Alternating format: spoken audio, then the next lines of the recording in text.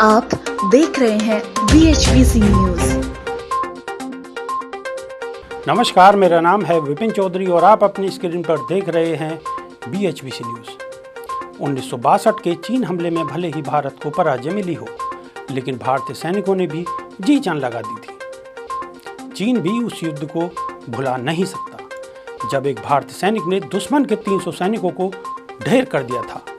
तवांग में युद्ध में राइफलमैन जसवंत सिंह, जिन्होंने चीन की कमर तोड़ दी थी, वीडियो का लिंक आपको डिस्क्रिप्शन में मिल जाएगा। अब एक बार फिर से युद्ध जैसे हालात बन गए हैं, पर यह भारत अब 1962 वाला नहीं रहा। रणनीति हो या हथियार, चीन की तुलना में भारत कहीं बराबरी तो कहीं आगे खड़ा दिखाई दे रहा है। अब दोनों देशों की सैन्य क्षमता क्या है, इसको लेकर बात करेंगे। आइए एक बार फिर नजर डालते हैं कि भारत और चीन की सैन्य क्षमता कहां पर है। भारत और चीन के बीच सीमा पर आखिरी बार 70 के दशक में गोली चली थी और अब लगभग 50 साल बाद यह सिलसिला टूटा है। गलवान घाटी उन क्षेत्रों में से एक है जहां चीनी सेना ने घुसपैठ की थी और यहीं पर दोनों देशों की सेनाओं के बीच तनाव जारी है। भारत और चीन के बीच ये तनाव कई दिनों से चल रहा है, जो अब अपने चरम पर पहुंच गया है। भारत और चीन के बीच करीब 3500 किलोमीटर लंबी LAC है और कई दशकों से यह तनाव का विषय बनी हुई है। सेना प्रमुख जनरल MM नरवाणे ने भी यह बात कई बार कह चुके हैं कि अब भारत की सेना के पास पूरी ताकत से चीन का जवाब देने की क्षमता है। चीन के पीपल्स लिबरेशन आर्मी में फ़िलहाल 22 लाख सक्रिय कर्मचारी हैं, जबकि भारत में यह संख्या 15 लाख है। ग्लोबल फायर पावर रिपोर्ट के मुताबिक साल 2020 की रैंकिंग में भारत दुनिया का चौथा ऐसा देश है जिसके पास सबसे बड़ी ताकतवर सेना है। दोनों देशों के रक्षा बजट की तुलना करें तो इसमें चीन बहुत आगे है। 2019 में चीन ने रक्षा क्षेत्र पर 261 अरब डॉलर खर्च किए, तो भारत का रक्षा बजट 71.1 अरब डॉलर का था।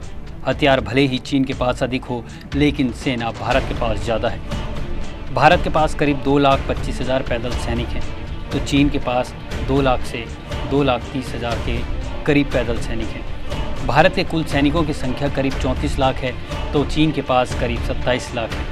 Harvard Kennedy school welfare centre for science and international affairs के मुताबिक भारतीय एयरफोर्स चीन से शक्तिशाली है। भारत के पास मिराज 200 और सुखोई 30 जैसे जेट्स हैं, जो चीन के J-10, J-11 और Su-27 विमानों के मुकाबले इंडियन एयरफोर्स को बढ़त दिलाते हैं। भारत के पास सभी मौसम में उड़ सकने वाले मल्टी रोल एयरक्राफ्ट हैं, जबकि चीन के J-10 के पास ही यह क्षमता है।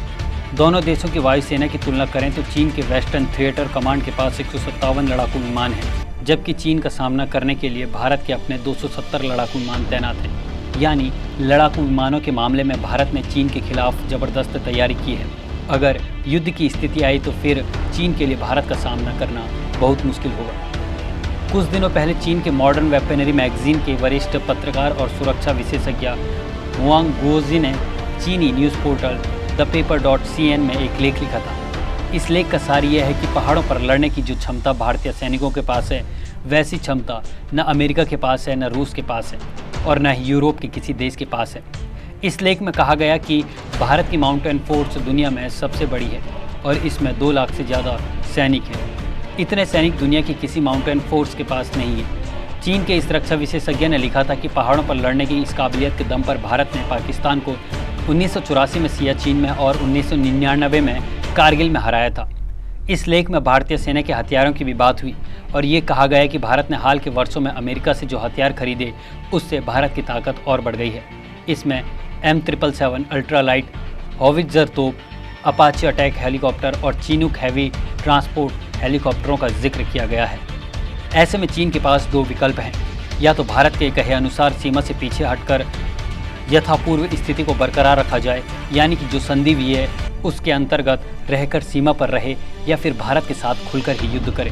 साथ ही अगर चीन ने अपनी सैन्य तैयारी की है तो भारत ने भी कहीं कोई कमी नहीं छोड़ी। इसलिए चीन को किसी तरह के भ्रम में नहीं रहना चाहिए। ये 1962 का भारत नहीं, ये 2020 का भारत है। आप देख रहे हैं BHBC न्यूज।